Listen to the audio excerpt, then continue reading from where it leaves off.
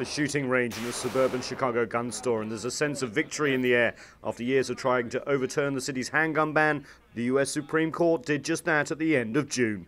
There appears to be a Smith & Wesson M&P. I estimate that there's suddenly, with the court decision, there's about 500,000 people in Illinois that suddenly will be interested in buying a firearm once all this is straightened out. Lobbyist Richard Pearson was one of the parties who sued the city of Chicago, whose gun ban was among the toughest in the nation. He believes allowing more gun ownership is good news for the residents of one of the most violent cities in the U.S. Criminals are mostly cowards, and they don't want to face armed citizens. And they might find some other line of work or even go somewhere else. I don't care where they go. Chicago is home to hundreds of gun homicides a year. This video that shocked the nation shows one of them. A young gang member opens fire on a crowded bus. Many innocent people are injured. One is killed. 16-year-old Blair Holt.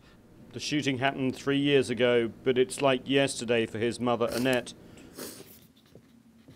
Last year, his killer got 100 years behind bars. You know, a lot of people think that just because you go to court and somebody's in jail for murdering your child, that you're okay. No, you're not okay, because you still live day to day knowing that your child will never walk through that door again.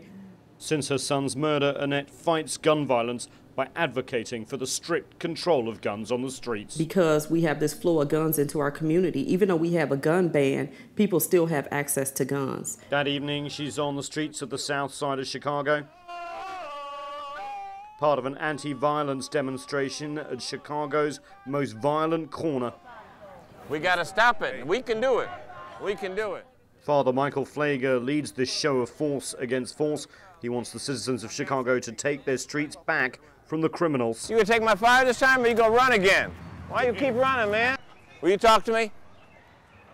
Will you talk to me? But getting locals here to talk isn't always easy. I want to talk about what's going on around here. They don't want us to talk to them. They don't want us to ask them any questions because they're afraid. That's all. Evil always runs when good comes around.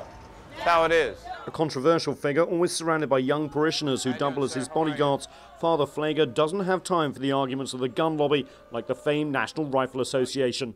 The #1 consumer of guns in America are criminals. You stop the easy access to guns in the streets, then the NRA and the gun manufacturers lose money. And that's all it's about is business. Chicago has responded to the Supreme Court with a new law restricting handguns to the home. Fears are, however, they'll still end up on the streets.